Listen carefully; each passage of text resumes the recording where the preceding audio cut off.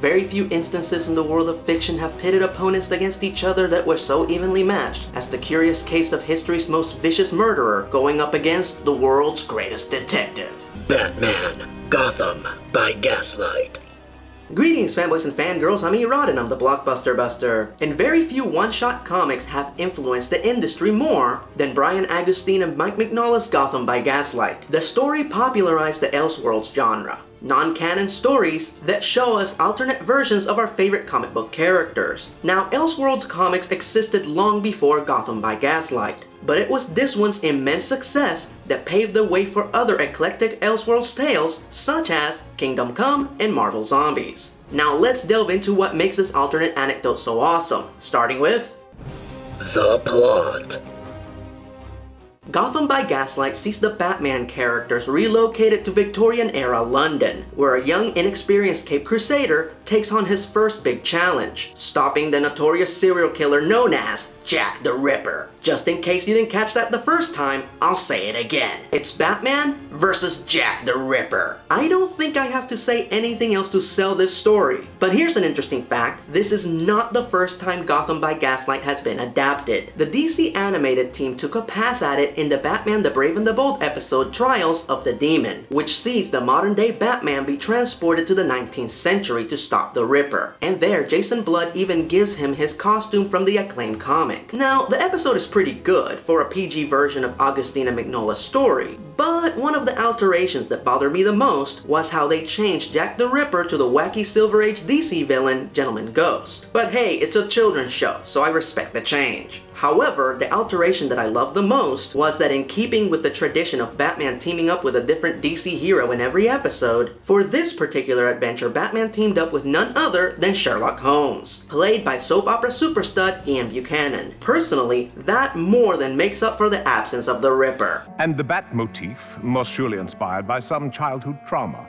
The masked bat, perhaps? Actually, it's Batman. Sherlock Holmes, I presume. How did you deduce my identity so quickly? The hat. Favorite character. First of all, hats off to Bruce Greenwood as Batman. As of this animated feature, he's officially the second actor to play Batman the most, just behind Kevin Conroy. And with good reason. He is damn good at playing the Dark Knight no matter the century. Don't be so sure. He's more skilled than I would have thought. I don't need or want your help. And before you gallantly offer to escort me home, let me assure you I am quite capable of...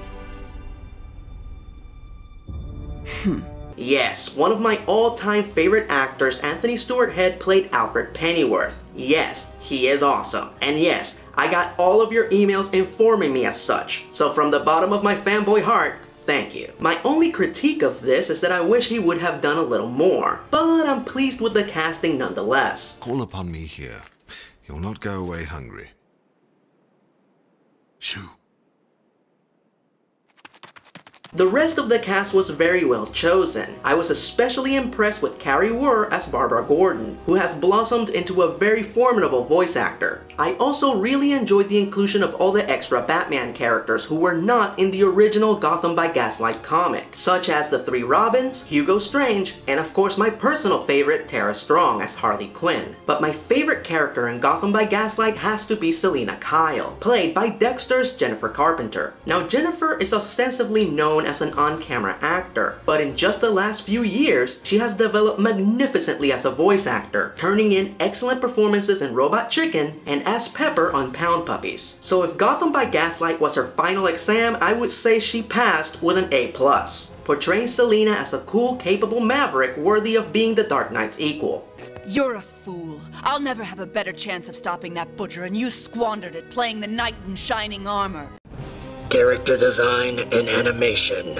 I know I've said this a million times, but it's worth repeating. The animation, as per usual, is excellent. We've always gotten quality from the DC animated team, and I'm sure that's not gonna change anytime soon. Now, as far as the designs go, there's nothing truly wrong with them. The characters look fine. My only real issue with the designs is that they failed to capture Mike Mignola's signature style from the comic. And as far as I'm concerned, it was Mignola's gothic pencils which informed the book's dark, mysterious tone. and it is a damn shame that they did not apply this style to the feature. I'm sure they had good reasons for moving forward with their own original designs, but if Mignola's style worked for the animated adaptation of the Amazing Screw-On Head, I am confident that it would have worked for this feature.